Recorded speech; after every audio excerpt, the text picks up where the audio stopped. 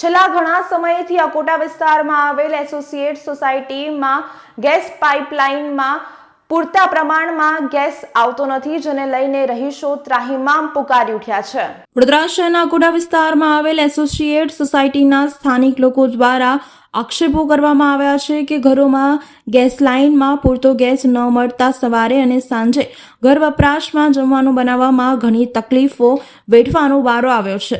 વારંવાર રજૂઆત કરવા છતાં પણ તંત્ર દ્વારા આંખ આડા કાન કરવામાં આવી રહ્યા છે। ઘરોમાં ગેસ લાઇન નાખવાની આ તકલીફ થઈ રહી છે। ગેસ વિભાગને ફરિયાદ કરવા છતાં કોઈ કામગીરી કરવામાં આવતી નથી। અમારા ઘરોમાં ગેસ લાઇનમાં પૂરતો ગેસ ન મળતા જમવાનું બનાવવામાં ઘણી તકલીફ વેઠવી પડી રહી છે। ગેસ વિભાગ અને તંત્ર દ્વારા વહેલી તકે આ સમસ્યાનું નિરાકરણ કરવામાં આવે તેવી સ્થાનિકોએ માંગ કરી છે।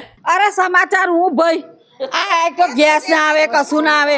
હવા છોકરાને સ્કૂલે જવાનું હોય, એક તો 6 વાગે મારો બે છોકરો છે, એને હવામાં તો પેલો લેવા આવી જાય। હવે એને દૂધ તો પીવડાવવું પડે કે ના પીવડાવવું પડે? પછી અમે એને એવો ને એવો મોકલીએ તો શું કરવાનું? એટલે છે ને, જો આ ચૂંટણી બૂટણી આવશે ને તો બિહાજકાર કરીશું ને કશું કોને વોટ બોન ઠોકોન નહીં આલું।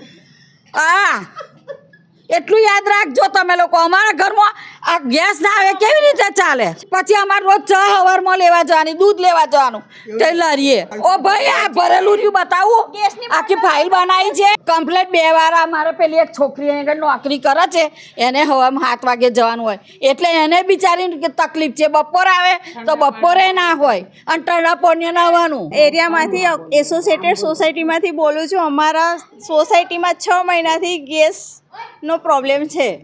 એનું કંઈ સોલ્યુશન લાવો, નહીં તો વોટ માંગવા જ નહીં આવતા, નહીં તો ગેસ બંધ કરી દો ને અમને બોટલ પાછી આપી દો।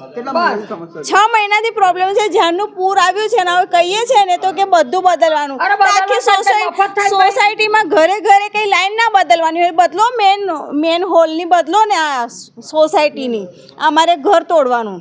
અને તમે 12 વર્ષે પહેલાં બોલવું હતું ને, જ્યારે ગેસ લાઈન નાખી ત્યારે બોલવું હતું ને કે 12 વર્ષ પછી પ્રોબ્લેમ આવશે, તો અમે ગેસ લાઈન જ ના નાખત ને।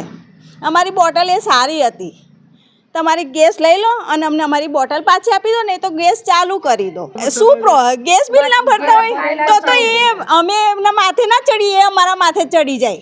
ગેસ જ નથી આવતો ભાઈ, ગેસ તો જોઈએ ને, માણસને ચા દૂધ સવારના પોરમાં પીવા જોઈએ, સવારે નાહવાનું હોય, ઠંડી છે તો આ બધા પ્રોબ્લેમ માટે આવવાના છે, નહીં તો અમે તો એમના ઘરે જઈને નાહી આવીશું। કરી 2 વખત કમ્પ્લેન કરી છે, આવીને જોઈ જાય છે તો કે ઘરમાંથી લાઈન ખેંચવી પડશે। તો અમારું ઘર રિપેરિંગ કરેલું હોય, આ રોડ કર્યો હોય, હવે એવું કે છે રોડ તોડો ના તોડો।